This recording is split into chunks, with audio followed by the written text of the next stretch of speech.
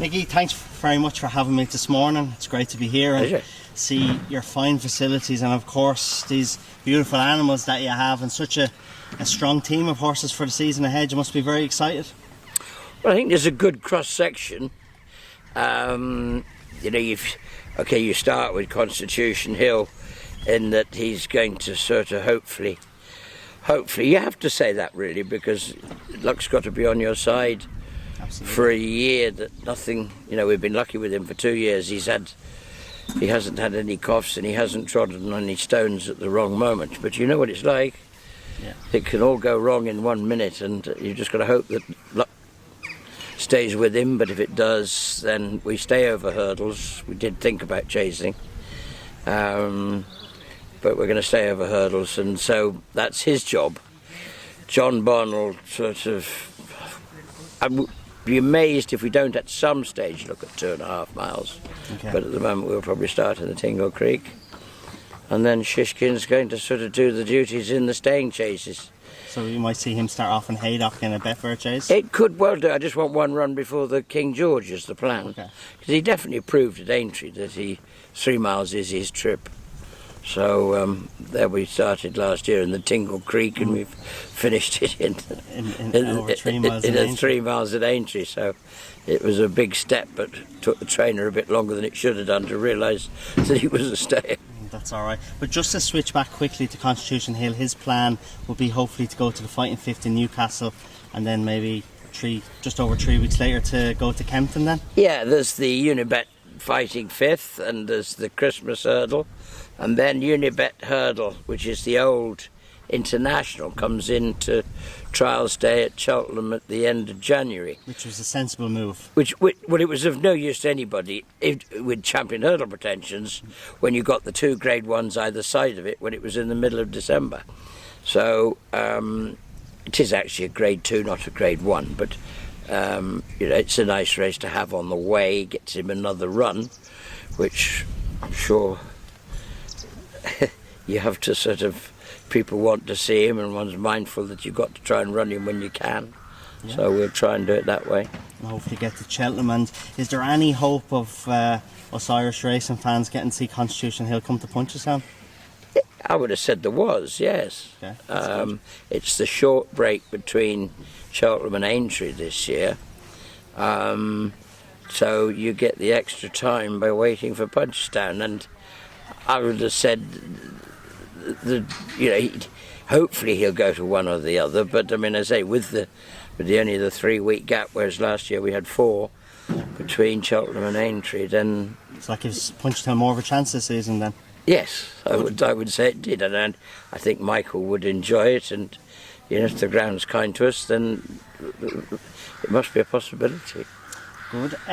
A very exciting horse that you have, and you have many JP McManus horses that are very exciting, but Under Control is a horse with a huge future. She's an interesting filly. She's sweet. It's a funny word to use, but she's not the biggest in the world. No. And she'd won a race in France. Charlie Swan found her, and I was a bit surprised with what turned up. But I was even more surprised when I saw what was underneath the bonnet. She's great, and she did nothing wrong at all. I mean, it was a bit unfair to throw her into Cheltenham, probably knowing as little as she did. But then she came out and finished up the season with a really good performance, and she was very impressive on the 3 runs we had. And where do we hope to see her next? Well, I don't know. I mean, you could. It depends whether she stays 2.5, I suppose, and work backwards. Okay. I mean, the mares would be the obvious thing if she did stay 2.5, or how far can she go over 2 miles? I mean, not how far can she go in trip, but how high can she go in standard, if you like. So, I mean, you could use races like the Jerry Field or something is always a nice starter because it's second season horses, or the Great Wood or something like that. They're usually good stepping stones. A horse who was very impressive winning his Irish Point to Point in Boris House was Jet Powered. and he got off to the perfect start for you on his first run. And where are you with him now after his disappointing run? He hasn't run since. Yeah, we've had problems obviously, and hopefully we've got them behind us. I mean, he's sound in every way. He's doing a lot of cantering. He hasn't done any fast work yet, but he's a grand horse, and he did it well the first day, but then he was very disappointing. So we've just got to sort of start all over again. It's going to be difficult because he's only had 2 runs, but he's not a novice, so we'll have to map out a strange sort of plan somewhere. Jericho? Well, I think that's the most beautiful horse. He won his point to point and was impressive evidently on the day. He's just a gorgeous looking horse. He's beautiful. And moves like one too, do you know what I mean? And if you had to sort of see one, he'd catch your eye every morning. Yeah. Couldn't help it. Or to tell us fortune. My apologies. He came from Baltimore stable, James Doyle. Yeah. He was an impressive winner when he won. Yeah, no, again, a horse I like a lot. He's we haven't done anything. He's schooled over hurdles, jumps very well. He hasn't done any fast work yet, so he's one of those ones we're about to find out. Any other young horse that we might not have heard of that you're very excited about? I think there are a few new faces on board this year. Again, I think a very strong team of Irish pointer-pointers. We've got quite a lot of them. Again, one doesn't know an awful lot about them at this stage. I think Will Mount is going to be an exciting horse. He won a couple of bumpers, but he's new to us.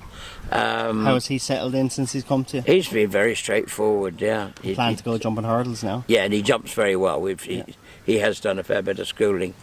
Point is Ideal Day Board. I think he's a very good looking horse by Coastal Path. Then there is, if I picked one out, I picked the wrong one. Okay. But Native Hill, he'd be an exciting project, I think. There's quite a lot that I would like a lot. There's a few new French recruits. Excello. He's won a novice chase, which sort of gives us a little headache, but he doesn't really because he's a novice over hurdles, so he can go down that road. He's nice. There's Sergino, a 3-year-old, that won the Wild Monarch. Looks exciting. A horse called Dom Wave, who's won a couple of hurdle races at Auteuil. So that's a little French squad that keep us amused, and I think there's a lot to look forward to. The young stock looks good, and the old stock That's good. It's so important of that young stock to keep coming along to take over from. Well, we've got to keep going, we're so young. I've got to keep going forever. Epitant's gone to studs, so I've got to hang around, hopefully, if JP still wants us for her little brood. Progeny to come along. Obviously, a quick mention on her. What a career she had, and she gave you unbelievable days, didn't she? She was great. I mean, and I'm sure it was the right time to say that's that and go to stud. Mainly because, not because of, but through last year, she unfortunately just was having to run around behind Constitution Hill. And as good as she was finishing a clear second every time, but that shows her ability. She wasn't going to beat him, and but she's been great. Yeah. We had some wonderful days. She's a lovely mare. Nicky, thanks very much for having me this morning. It's a great pleasure to be here and see these wonderful horses, and very best of luck for the rest of the season. Thank you. We've enjoyed having you.